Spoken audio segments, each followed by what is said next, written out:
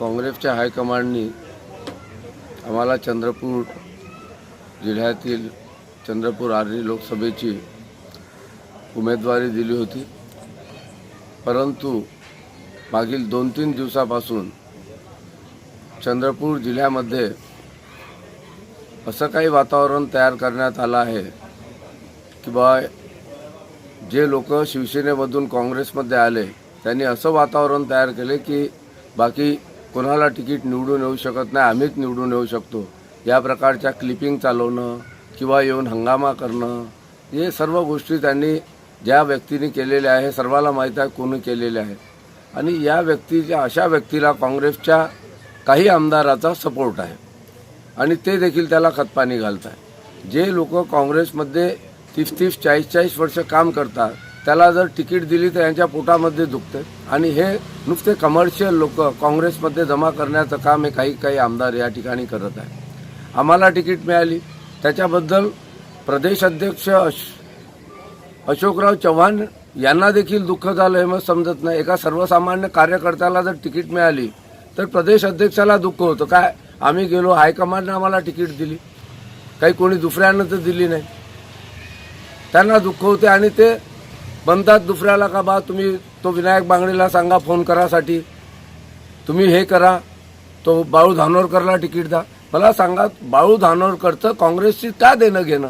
प्रत्येक पक्षामध्ये राहायचं, सत्ता उपभोगाची, त्याच्यामधून संपत्ती तयार करायची आणि त्या संपत्तीचा वापर सर्वसामान्य काँग्रेसच्या कार्यकर्त्यांना वेठीस धरण्यासाठी करत असेल आणि अशा उमेदवाराला जर तुम्ही काँग्रेसची तिकीट देत असेल तर तुमच्या पक्षाची प्रतिमा काय राहील याचा देखील विचार काँग्रेसच्या प्रदेश अध्यक्षांनी करावयास पाहिजे होता.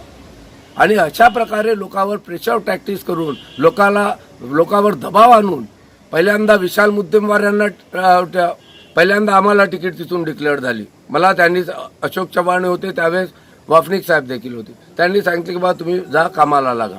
त्याच्यानंतर माझी तिकीट बदलवली याच लोकांनी, जे लोक ज्यांनी बाळू धानोरकरला सपोर्ट केला, ज्या काँग्रेसच्या आजी माजी आमदारांनी सपोर्ट केला बाळू धानोरकरला, त्याच आमदारांनी उठता उठता सांगितलं विशाल मुत्तेमवारला तिकीट द्या, आम्ही विशाल मुत्तेमवारला चंद्रपूरमधून निवडून आणू. मग इथं यायचं आणि सोशल मीडियाच्या माध्यमातून विशाल मुत्तेमवारला बदनाम करायचं. मग विशाल मुत्तेमवार बदनाम झाला तर त्याला वापस पाठवायचं. मग दुसऱ्यांदा मग विनायक बांगडेला तिकीट मिळाली, तो चालत नाही. मग याच लोकांनी बाळू धानोरकरच्या माध्यमातून, सोशल मीडियाच्या माध्यमातून काँग्रेसच्या उमेदवाराला बदनाम करण्याचं काम या ठिकाणी केलं आणि हे काम हे सातत्यानं करताय. हे पूर्ण कमर्शियल नेते आहे आणि काँग्रेसचा सत्यानाश केल्याशिवाय राहणार नाही. काँग्रेसची शिवसेनेचे एक माणसं या ठिकाणी आणून भरती करत आहे आणि काँग्रेसची शिवसेना करण्याचं काम हे नेते करत आहे. आणि त्यामुळे सर्वसामान्य कार्यकर्त्यांनी काम करायचं का नाही की फक्त जे लोक पैसेवाले आहेत त्यांनाच पार्टी तिकीट आजकाल देत आहे आणि सर्वसामान्य कार्यकर्त्यांनी सतरंजा उतरत राहायचं आणि यांनी नुसते कोणत्या पक्षातून कोण येत आहे, कोण पैसेवाला आहे त्याला तिकीट देण्याचं काम करायचं. ही आमची कार्यकर्त्याची तळमळ आहे. पक्षश्रेष्ठीने जो निर्णय घेतला तो आम्हास मान्य आहे. नाही, आम्ही काँग्रेसमध्ये राहू, काँग्रेस पक्षामध्येच राहू, आमची भूमिका आमची काही राहणार नाही. आम्ही काँग्रेस पक्षाचे कार्यकर्ते म्हणून काम करत राहू. तुम्ही धानोरकरांचा प्रचार करणार ते आम्ही नंतर हे सांगू, प्रचार करणार. आम्ही जो पक्षाचा उमेदवार दिला आहे, काँग्रेस हायकमांड जे सांगेल तो आदेश आम्ही मानू.